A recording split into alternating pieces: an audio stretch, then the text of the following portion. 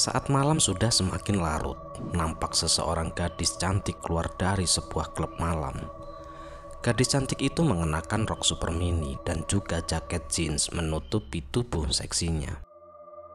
Waktu pun saat itu telah menunjukkan pukul 02.30 dini hari, dan di area parkir depan klub malam itu ia nampak sedang menunggu seseorang dengan wajah cemberut. Berkali-kali ia lihat jam tangannya, lalu dengan emosi membanting-banting kakinya ke aspal. Wanita itu tampak sangat kesal, lalu tiba-tiba datang mendekat seseorang lelaki kekar berwajah khas orang timur datang menghampirinya. "Si Rangga belum datang menjemputmu? Biasanya jam segini sudah nongkrong di parkiran," tanya laki-laki itu. "Iya ini Bang Jaya, dia nggak jemput kali. Mungkin masih marah, soalnya kemarin kita habis berantem. Biasalah bang, dia itu cemburu gitu," jawab sang gadis. "Ya sudah, tenang saja. Apa mau Bang Jaya antar saja? Sebagai penjaga keamanan di sini, Bang Jaya juga wajib mengamankan aset-aset klub," ucap pria itu setengah bercanda, dan gadis itu pun tersenyum lalu menjawab, "Gak usah lah bang. Jika pulang naik taksi saja. Kalau enggak, Bang Jaya cariin taksi buat Cika ya." "Oke siap cantik, gak usah pakai dicari tuh. Di sana udah ada yang stand. Pokoknya Cika tinggal naik," jawab Bang Jaya sembari menunjuk ke sebuah taksi yang parkir tak jauh dari situ. Akhirnya gadis itu pun pulang naik taksi, namun dirinya tetap kesal karena Rangga pacarnya tak datang menjemput. Gadis itu bernama Cika, seseorang mahasiswa sebuah perguruan tinggi swasta terkenal di kota itu. Seseorang gadis cantik berwajah cindo karena ayahnya berasal dari Prancis, sedangkan ibunya asli orang Jawa. Orang tuanya tinggal di sebuah kota, sedangkan Cika kuliah di luar kota dan tinggal di tempat kos tak jauh dari kampusnya. Pada awalnya, segalanya berjalan lancar. Cika fokus kuliah demi mengejar cita-citanya. Akan tetapi, kemudian takdir berkata lain. Kedua orang tuanya tewas dalam sebuah kecelakaan, membuat dirinya kini hidup sebatang kara. Lalu demi menyambung hidup dan membiayai kuliahnya, Cika pun bekerja part-time sebagai seorang DJ di sebuah klub malam yang lumayan kondang di kota itu. Sebuah pekerjaan yang sangat ditentang oleh pacarnya yang bernama Rangga, seseorang anak pengusaha yang kuliah satu kampus dengannya itu. Karena dengan profesinya itulah, Cika kerap menjadi incaran godaan-godaan para pria pengunjung klub yang sering membuat Rangga cemburu. Mereka pun sering bertengkar, lalu akhirnya setelah tak lagi menemukan kecocokan, mereka pun akhirnya putus. Namun Cika tak ambil pusing, ia mencoba untuk tetap tegar. Malam itu, waktunya giliran Cika untuk tampil. Ia memang mendapat jatah tampil di setiap malam minggu. Malam favorit bagi para pengunjung karena wajahnya yang sangat cantik dan juga seksi, serta keterampilannya meramu musik. Cika memang menjadi DJ primadona para pengunjung. Akan tetapi, semenjak putus dengan Rangga, kini timbul masalah baru. Ya, dirinya sering bingung mencari tumpangan pulang karena selama ini Ranggalah yang rutin antar jemput dirinya ke tempat bekerja. Ia pun beberapa kali pulang naik taksi, namun berhubung memakan biaya yang lumayan banyak, ia mulai berpikir untuk mencari cara lain. Seperti malam itu, seusai bekerja, dirinya bingung mau pulang naik apa. Lalu Jenny, teman seprofesinya, mencoba memberikan saran. Lu itu mending pulang naik ojek saja Cik. Harganya murah meriah, dijamin gak nguras kantong. Gua juga kalau nggak dijemput pacar gua sering kok pulang naik ojek," ucap Jenny. Pilihan yang masuk akal juga itu, batin Cika. Kebetulan tak jauh dari lokasi klub ada pangkalan ojek yang standby 24 jam, patut dicoba bagi Cika. "Tapi gua saranin Cik, lu jangan pilih ojek yang masih muda ya. Soalnya dia itu sering pada usil, kegatelan, terus bawa motornya itu ugal-ugalan," Jenny menambahkan saran kepada Cika. "Kemarin saja sepupu gua sampai masuk rumah sakit Cik, gara-gara tukang ojeknya bawa motornya ngebut. Akhirnya dia itu nabrak. Untung saja sepupu saya nggak apa-apa, Cik. Ujar Jenny lagi. Oh gitu, oke. Ya nanti saya coba dulu deh. Makasih banyak ya sarannya, jawab Cika sembari tersenyum. Dan pada akhirnya setelah dipikir-pikir secara matang oleh Cika pun berniat mengikuti saran Jenny dan dia pun menuju ke pangkalan ojek yang letaknya tak jauh dari klub malam itu. Di sana telah nampak beberapa tukang ojek yang sedang bermain kartu spontan berhenti begitu melihat Cika datang mendekat ke arah mereka. Ojek, Neng? Yuk sama abang saja, Neng. Langsung jalan pokoknya dah, nggak pakai lama, ucap salah satu dari mereka dan satunya membalas tak mau kalah. Sama abang aja, Neng. Buat Neng mah abang kasih gratis dah. Tapi abang minta nomor WhatsAppnya, ucapnya sembari cengar-cengir. Cika pun terpaku di tempatnya, semua di luar dugaannya. Namun memang persis seperti yang Jenny sarankan. Bilang mulut mereka semua usil tidak karuan. Hingga akhirnya Cika pun mengurungkan niatnya lalu pergi menjauh dari tempat pangkalan ojek. Diiringi kicauan para tukang ojek itu yang bahasanya makin tak enak didengar. Kini ia tambah bingung, rencananya buyar. Ia masih bimbang bagaimana caranya untuk segera pulang. Akan tetapi kemudian matanya kala itu menangkap sesosok laki-laki setengah tua nampak duduk di samping motor di bawah lampu jalan yang redup sembari menghisap sebatang rokok. Cika pun ingin mendekat namun ia ragu. Takutnya bapak itu bukanlah tukang ojek karena ia tampak menyendiri jauh dari kumpulan ojek-ojek tengil itu. Akan tetapi karena ia butuh untuk segera pulang, akhirnya Cika pun memberanikan diri untuk mendekati bapak itu. Saat Cika sudah tiba dan Cika berkata kepada bapak itu seperti tak menyadari kedatangan Cika, ia nampak sedang melamun. Lalu Cika memberanikan diri bertanya, maaf pak, bapak ojek bukan ya? Ucap Cika ragu-ragu dan bapak itu terlihat kaget sontak berdiri lalu menjawab. Iya Neng, Neng mau ngojek? Tanya sang bapak sembari mematikan rokoknya.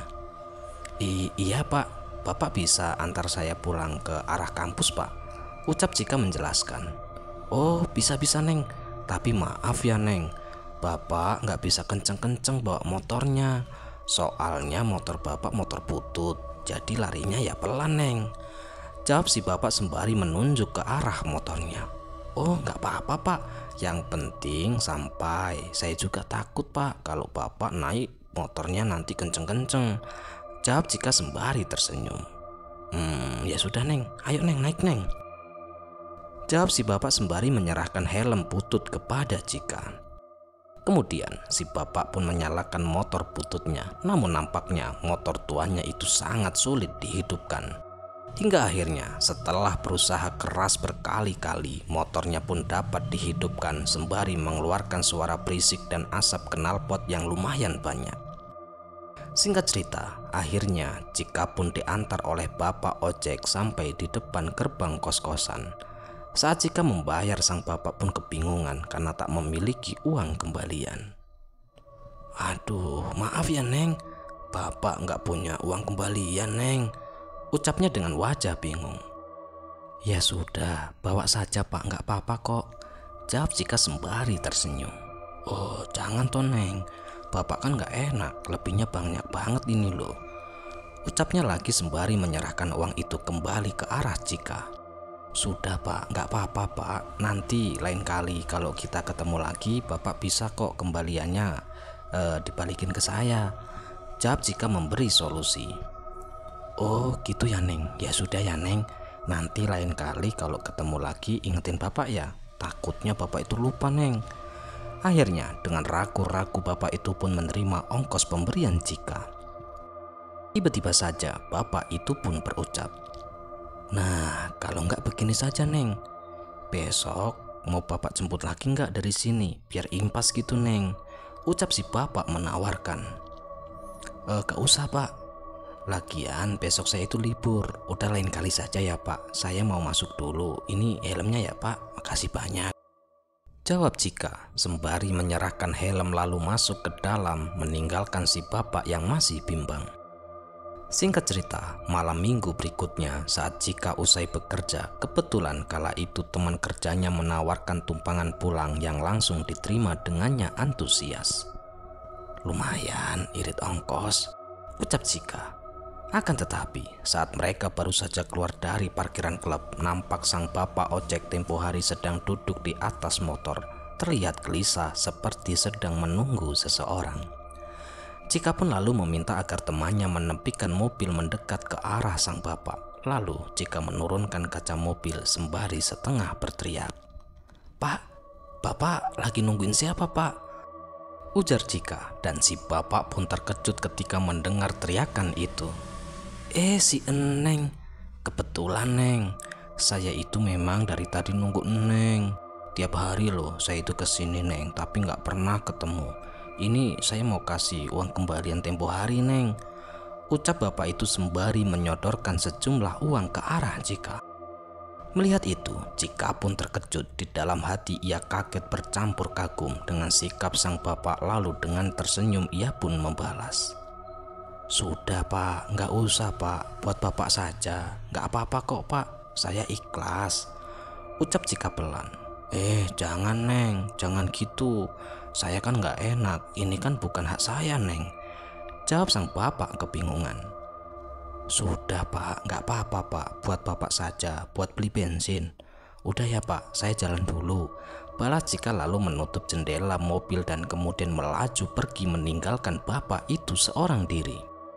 Akan tetapi sayup-sayup terdengar suara sang bapak memanggil-manggil dirinya, dan dia pun cuma bisa tersenyum dan kagum. Di zaman seperti ini masih saja ada orang sejujur bapak itu. Malam minggu berikutnya, Cika kembali pulang menumpang mobil temannya. Ternyata teman kerjanya itu baru pindah rumah tak jauh dari tempat kos Cika. Jadi mereka pun bisa terus pulang bareng. Namun begitu mobil mereka akan keluar tempat parkir, di depan sana sudah terlihat bapak ojek yang kemarin lagi. Akan tetapi kali ini Cika tak berniat untuk berhenti. Melihat Cika yang ada di dalam mobil yang melaju, si bapak berusaha untuk mengejar namun gagal karena motornya sulit dinyalakan. Cika pun menyaksikan semua itu dari kaca spion mobil. Melihat hal itu, temannya itu bertanya kepadanya, "Ada apa sih Cik? Kok kayaknya si bapak itu pengen banget ketemu sama lu loh," ucapnya sembari terus menyetir mobilnya. Gak apa-apa, gua itu cuma lagi malas saja," jawab Cika singkat. Lalu Cika pun menceritakan tentang peristiwa saat ia naik ojek dengan bapak itu, termasuk tentang masalah uang kembalian. Mendengarkan cerita dari Cika, temannya pun lantas senyum sembari geleng-geleng kepala. Cika, kok jadi ribet gitu sih? Lagian apa susahnya sih kamu itu temuin bapak itu dulu? Kan dia itu niatnya kan baik toh Cik. Kamu itu nggak boleh kayak gitu, kasihan bapaknya, ucap temannya mencoba memberikan nasihat kepada Cika. Mendengarkan hal itu, Cika pun terdiam. Di dalam hati ia merasa menyesal dengan sikapnya barusan.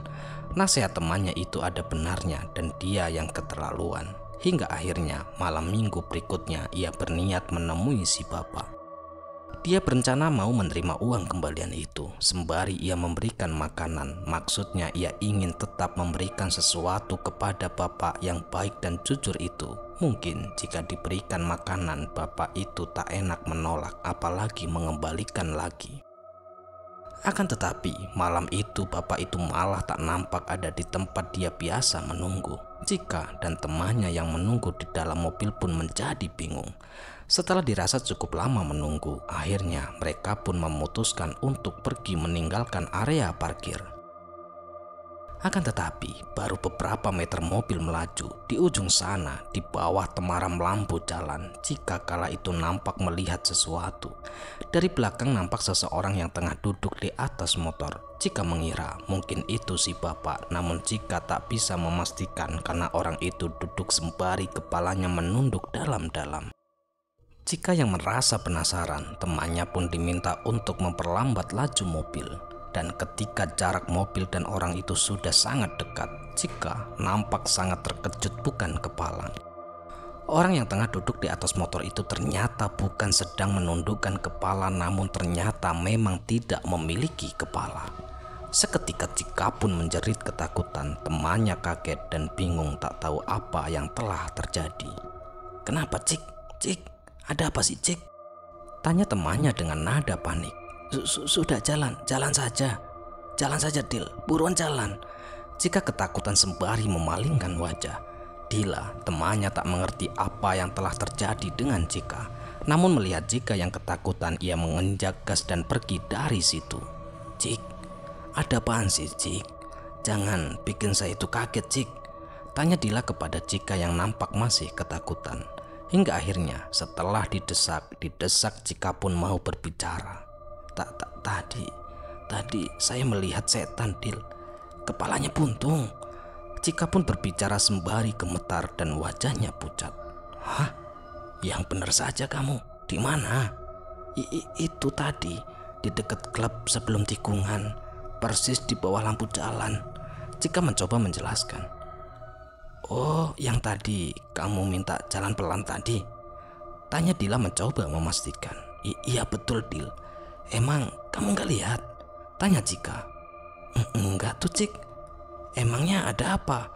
Aku tuh gak lihat apa-apa." "Paling kamu itu salah lihat," jawab Dila mencoba menenangkan Cika.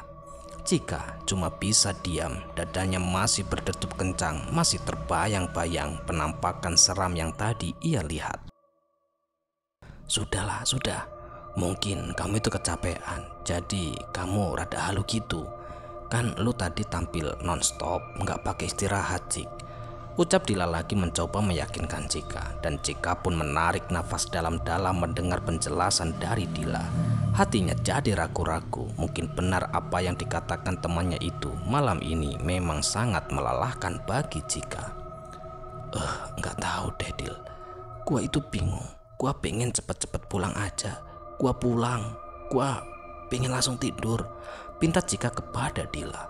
Dan sesampainya di tempat kos, Cika pun langsung menuju ke kamar mandi dan mencuci muka, seolah-olah berharap semua yang tadi ia lihat itu hanya halusinasi saja. Hari-hari berikutnya, Cika mencoba menyibukkan diri di kampus. Ia ingin mengalihkan pikirannya dari bayangan setan kepala buntung itu yang masih melekat di dalam ingatannya. Hingga tiba malam minggu berikutnya, walaupun masih trauma, namun Cika kini jauh lebih tenang. Kejadian itu sedikit demi sedikit sudah bisa dilupakannya.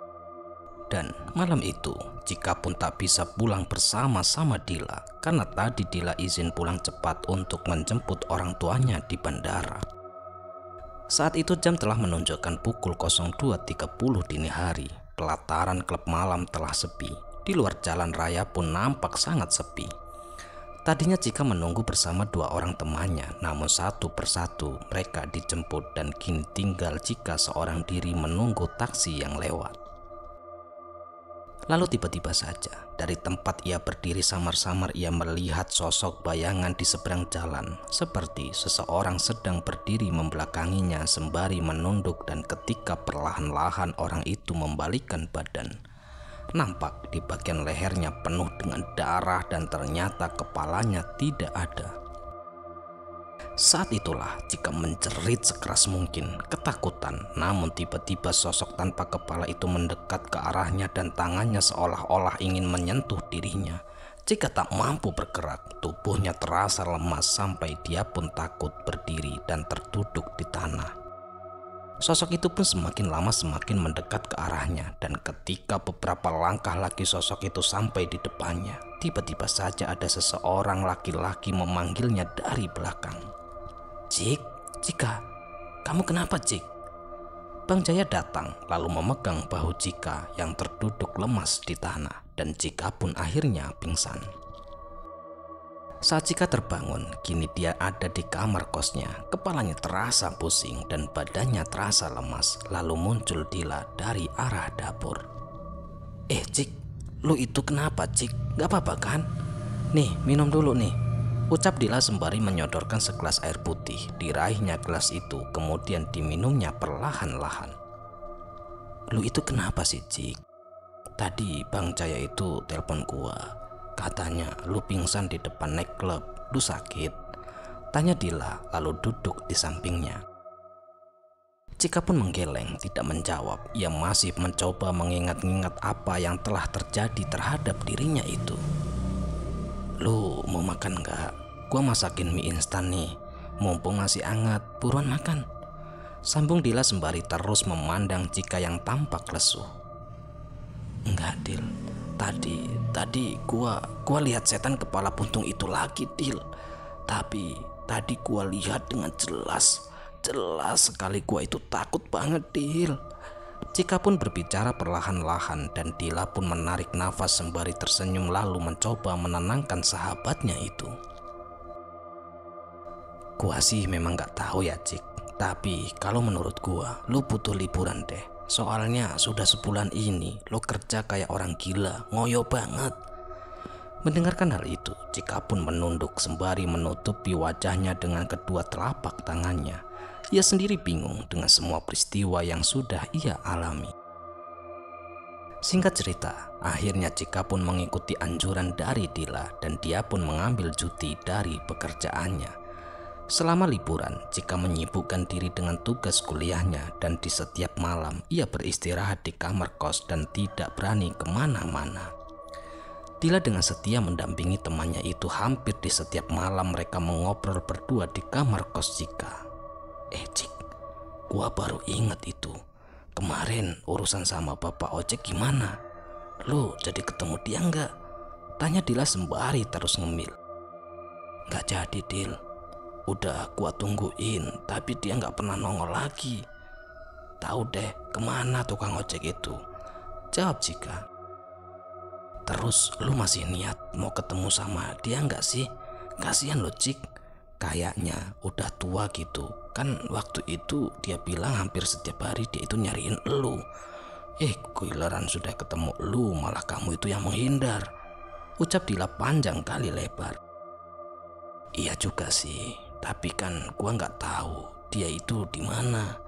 Orang gua waktu itu juga cuma sekali-kalinya naik ojek sama dia. Jawab Cika dan Dila pun berhenti mengemil lalu serius memandang ke arah wajah Cika. Atau jangan-jangan dia sakit, Cik. Kan dia berkali-kali datang nyariin kamu tuh. Mungkin dia itu kecapean. Siapa tahu rumahnya jauh. Aduh, Cik, kasihan banget kan, Cik. Dila berbicara dengan nada memelas. Lah terus gua harus gimana? Kan gua nggak tahu rumahnya, Dil. Jawab Cika lagi. Ya sudah, gini saja. Kita tanya saja sama tukang ojek pangkalan situ. Siapa tahu mereka bisa kasih info tentang bapak itu. Gimana, Cik? Dila pun menunggu jawaban dari Cika. Malas gua. Orangnya di sana itu pada tengil, keganjelan. Nggak boleh ngelihat cewek bening dikit. Langsung rame pokoknya. Jawab Cika ketus. Terbayang-bayang sikap para tukang ojek itu terhadap dirinya. Kalau masalah itu mah gampang, Cik. Kalau memang kamu mau, nanti gua kasih tahu caranya. Dila pun berbinar-binar merasa mendapat ilham dan pada akhirnya keesokan harinya mereka berdua pun mendatangi pangkalan ojek dekat klub malam itu. Nampak beberapa motor berjajar rapi dan para tukang ojek yang sedang mengobrol melihat ada dua gadis cantik mendekat ke arah mereka. Sontak saja suasana pangkalan pun menjadi langsung riuh. Akan tetapi belum sempat mereka berkicau, suasana tiba-tiba menjadi hening. Ternyata kedua gadis itu datang bersama seseorang lelaki kekar dengan wajah khas orang timur berdiri di samping gadis-gadis itu sembari melotot. Bang Jaya, ada apa bang? Mau ngojek? Ucap salah satu tukang ojek dengan nada super sopan. Enggak, ini teman gua, ada perlu sama lu semua. Sembari menatap semua tukang ojek pangkalan itu, Bang Jaya pun berkata, ada apa, Neng? Ada yang bisa dibantu? Jawab tukang ojek yang waktu itu paling tengil, namun sekarang jadi paling kalem. Abang kenal nggak bang sama tukang ojek yang sering mangkal juga di sini? Orangnya sih sudah tua, motornya juga rada butut bang. Jawab Cika memulai pertanyaan, dan semua tukang ojek itu pun saling pandang dengan mimik wajah menduga-duga. Lalu salah satunya kemudian menjawab, "Oh, maksud Neng Mang Roni kali ya?" Ucapnya kepada Cika. "Iya kali Bang, soalnya saya nggak tahu namanya. Waktu itu cuma sekali saya itu naik ojek sama dia, terus sudah nggak pernah ketemu lagi. Abang kenal sama dia Bang?" Jawab Cika. Nggak terlalu kenal sih Neng. Emang dia itu sering ikut mangkal di sini, tapi nggak pernah gabung sama kita-kita. Biasanya dia itu datang mangkal kalau malam. Tuh di dekat lampu jalan situ kan?" Jawab abang ojek itu sembari menunjuk ke arah lampu yang dimaksud.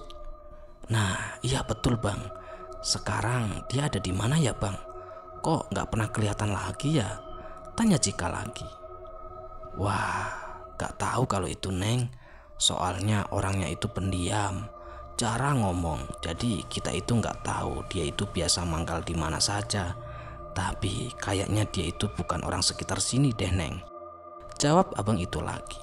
Dan sesaat suasana menjadi hening. Lalu salah satu abang ojek itu pun ikut berbicara.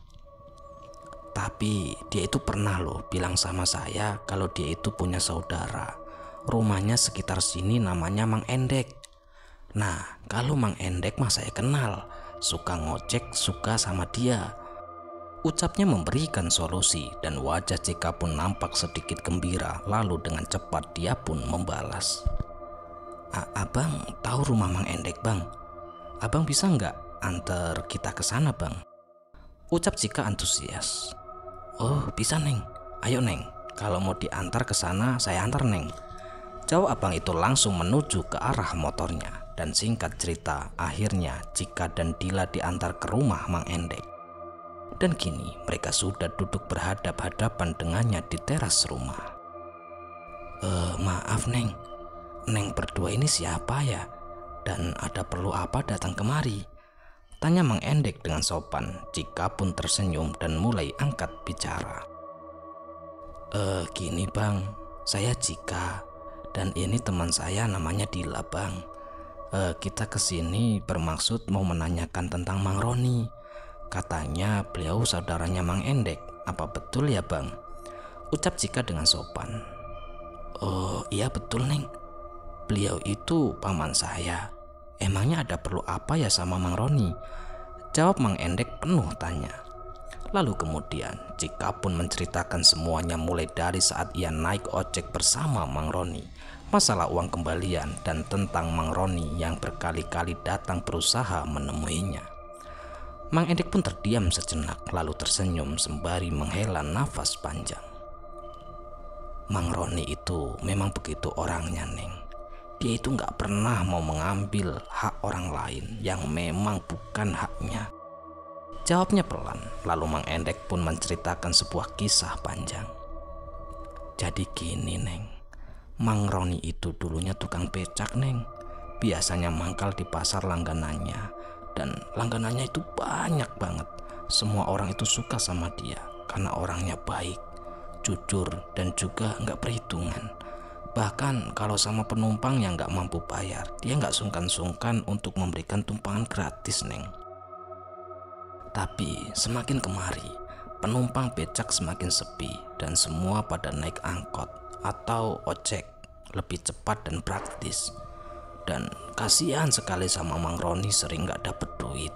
Akhirnya becaknya dijual dan hasilnya terus dibelikan motor, ya karena uangnya cuma sedikit, cuma dapat motor butut Neng.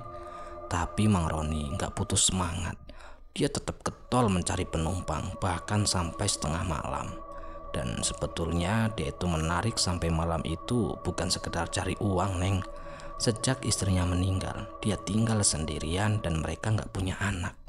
Jadi sering sekali malas pulang. Di rumah sepi katanya. Saya sudah pernah nawarin dia ikut tinggal di sini, tapi dia itu gak pernah mau Neng. Dan dia memang gak pernah mau ngerepotin orang. Waktu itu aja ada barang penumpang kelupaan di motor dia pun langsung tuh dia cari muter-muter keliling kota buat balikin tuh barang. Salut gua itu sama Mang Roni. Cika dan Dila pun nampak kusuk menyimak cerita dari Mang Endek. Lalu akhirnya Cika bertanya, "Nah terus sekarang Mang Roninya kemana ya Mang?" Mang Endek terdiam lesu lalu menjawab pelan, "Oh Mang Roni sudah nggak ada Neng, sudah meninggal." "Hah? Meninggal?" Cika dan Dila pun tersentak berteriak kaget. Keduanya melongo sembari saling berpandangan, seolah-olah tidak percaya dengan apa yang dikatakan oleh Mang Endek.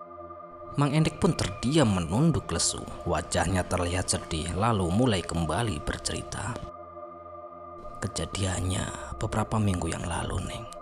Saya tidak tahu persis, tapi yang pasti malam minggu Neng, atau malam minggu dini hari.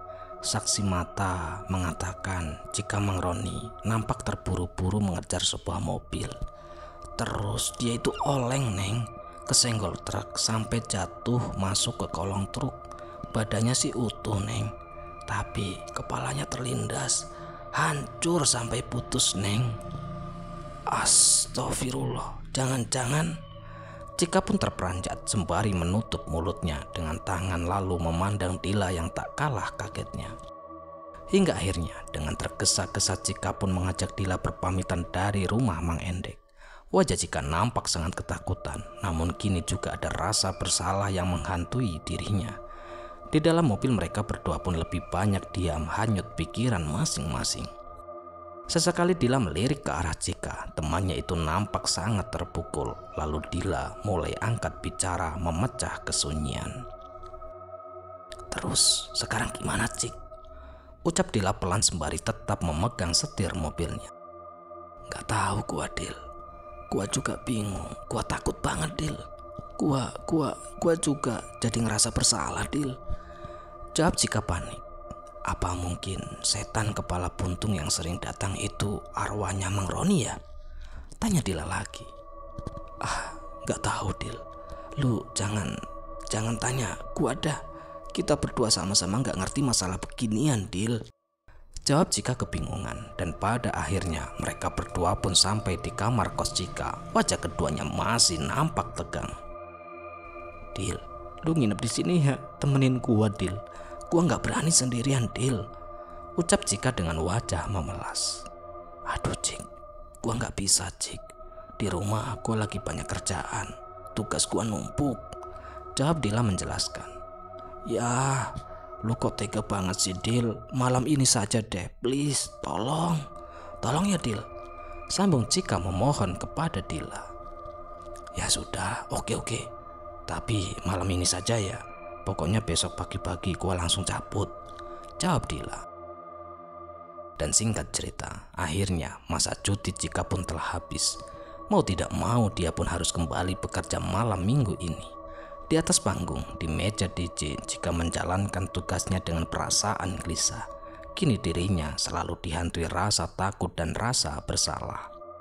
Malam itu di atas panggung, Cika yang biasanya energik kini lebih banyak diam. Matanya memandang kosong ke arah kerumunan pengunjung yang memadati lantai disko. Akan tetapi, tiba-tiba di antara riuhnya suasana, samar-samar ia melihat seseorang berdiri diam mematung diterangi kilatan cahaya lampu disko. Melihat itu, Cika penasaran. Ia pun mencoba melihat lebih teliti dan pada akhirnya kini terlihat dengan jelas.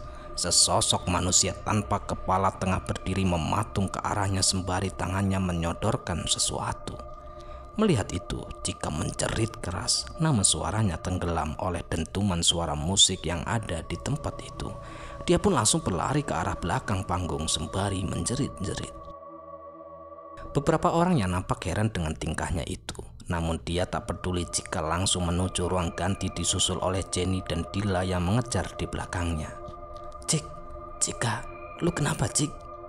tanya Jenny yang penasaran. Cika diam tidak menjawab dan gadis itu pun menangis ketakutan.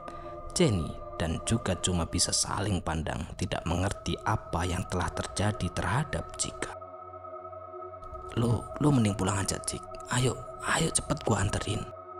Ntar gua ngomong sama bos, lu tenang saja pokoknya, ucap Dila mencoba menenangkan Cika. Dan pada akhirnya Cika pun diizinkan pulang. Selama perjalanan pulang, Cika tak henti-hentinya menangis. Dila tak tahu apa yang terjadi. Dia memilih diam, dan sesampainya di kamar kos baru Dila memberanikan diri kembali bertanya terhadap Cika. "Lu itu sebenarnya kenapa sih, Cik? Kok kayak ketakutan gitu sih?" tanya Dila pelan-pelan. Dia datang lagi, Dil. Setan kepala buntung itu datang lagi. Tadi gua lihat dia ada di dalam, di tengah-tengah lantai disko. Gua takut banget, Dil. Jawab Cika sembari menangis. Dila pun terkejut mendengar penjelasan Cika, namun dia mencoba untuk tetap tenang. Sejenak dia pun diam, lalu akhirnya mulai berbicara. "Ya sudah, Cik, lu gak bisa begini terus. Mending kita cari jalan keluarnya." Cika pun berhenti menangis, lalu ditatapnya wajah Dila dan mulai bertanya. "Jalan keluar gimana, Dil? Gua gak ngerti maksud lu." Dila pun tersenyum, lalu dengan tenang mulai menjelaskan. "Gini, Cik, lu harus cari cara gimana supaya tuh setan kepala buntung tidak ganggu lu lagi. Gua bisa bantu lu. Gua kenal orang yang ngerti masalah beginian. Besok kita ke sana gimana?" Cika pun terdiam. Dia nampak bimbang, namun akhirnya dia pun setuju dengan tawaran Dila. Akhirnya Cika dibawa Dila menemui seseorang wanita parubaya yang bernama Bu Leha, seseorang paranormal yang biasa menangani masalah yang berhubungan dengan hal-hal gaib. Singkat cerita, kini mereka bertiga pun duduk mengelilingi sebuah meja bundar. Bu Leha nampak serius sembari memejamkan matanya, terus tangannya menggenggam tangan Cika. Ekspresi Bu Leha pun nampak berubah, sesekali seperti kaget, kadang menganggut-manggut, lalu berubah sedih. Setelah beberapa saat, dia pun membuka matanya lalu mulai berbicara. Arwah itu tidak bermaksud jahat, Cik. Dia hanya ingin menyampaikan sesuatu terhadapmu," ucap Bu Leha. Cika dan Dila pun terdiam, serius mendengarkan, lalu Cika mencoba bertanya. Apa benar itu arwah Mang Roni ya, Bu?" ucap Cika yang penasaran, dan Bu Leha pun mengangguk pelan lalu menjawab. "Mang Roni itu merasa memiliki hutang sama kamu. Dia ingin membayar hutangnya. Biasanya arwah yang penasaran itu muncul apabila ada urusan yang belum usai." Cika dan Dilam terdiam lagi dan saling pandang, lalu Cika kembali bertanya. "Terus gimana, Bu? Saya tidak mau selalu didatangi arwah itu, Bu," pinta Cika lagi, dan Bu Leha lalu menjawab dengan wajah yang nampak serius. "Caranya adalah dengan menghadapinya, bukan menghindar. Bantulah arwah itu menyelesaikan urusannya agar dia kembali tenang." Cika nampak bingung. Ia tidak mengerti maksud dari ucapan Bu Leha barusan, dan Bu Leha lalu tersenyum dan menjelaskan kembali. "Jadi caranya itu, kamu harus temui arwah itu, turuti apa maunya. Kamu jangan takut. Dia tidak akan berlaku jahat terhadapmu. Dia itu bukan arwah jahat. Dia tidak akan menyakitimu." Cika pun tertekun, lalu melempar pandangan ke arah Dila, seakan-akan meminta masukan Dila, dan Dila pun mengangguk pelan hingga akhirnya Cika menjawab. "Baik, Bu, nanti saya coba turuti saran Ibu," jawab Cika pelan. Dan singkat cerita, tibalah saat yang ditunggu-tunggu bagi Cika. Malam minggu kali ini akan sangat berbeda dengan malam-malam sebelumnya. Di pelataran parkiran klub malam, suasana terasa sunyi. Hujan gerimis semakin menambah suasana mencekam di tempat itu. Saat itu jam telah menunjukkan pukul 2 dini hari, dan Cika dan Dila pun nampak duduk gelisah di dalam mobil yang terparkir sembari sesekali memandang ke arah jalan raya. Lalu tiba-tiba dari arah kejauhan di tengah rintik-rintik air hujan muncullah sesosok bayangan nampak seperti seseorang tengah duduk di atas motor. Samar-samar kepalanya terlihat seperti sedang menunduk dalam-dalam diterangi temaram lampu jalan raya. Melihat itu Cika pun tercekat, dadanya berdetuk dengan kencang. Dila yang berada di sampingnya menyadari perubahan sikap temannya itu lalu mencoba menenangkan. Dia muncul lagi ya Cik. Gimana Cik, sudah siap? Tanyanya perlahan-lahan terhadap Cika. Walaupun selama ini Dila tak pernah melihat sesosok mengerikan itu, namun dia seolah-olah ingin berbagi rasa dengan Cika. Dan kemudian Cika pun mengangguk pelan, tubuhnya gemetar hebat. Dila pun menggenggam jemari Cika mencoba menguatkan sahabatnya itu. Lu pasti bisa Cik, tenang Cik. Ada gua di sini yang siap bantu lo kapanpun. Ucap Dila lagi, berusaha tersenyum. Cika pun diam-diam sesaat ditariknya nafas dalam-dalam, diucapkannya doa-doa di dalam hatinya. Lalu dengan kepala tegak dia pun berucap, gua pasti bisa. Gua tidak boleh takut. Semua pasti akan baik-baik saja. Ucap Cika menguatkan dirinya sendiri. Lalu diambilnya payung, kemudian ia berjalan perlahan-lahan mendekat ke arah sosok itu. Diiringi rintik-rintik air hujan di bawah payung hitam. Sosok itu pun diam, tidak bergerak di depannya seolah-olah sedang menunggu sesuatu. Cika selangkah demi selangkah mendekat. Kini Cika sudah berdiri tak jauh dari sosok itu. Seseorang lelaki tanpa kepala duduk di atas motor, diam tidak bergerak. Cika pun merasakan dadanya semakin berdetuk dengan kencang. Kakinya pun lemas, tangannya gemetar sembari memegang payung, namun lalu ia coba menguatkan diri. Perlahan-lahan akhirnya Cika mulai memberanikan diri berbicara. Pak, Bapak mau ketemu saya ya Pak? Bapak ada perlu apa Pak? Ucap Cika dengan suara yang bergetar, dan sosok tanpa kepala itu pun diam tidak bergerak. Lalu tiba-tiba tangan kanannya seolah-olah menyodorkan sesuatu.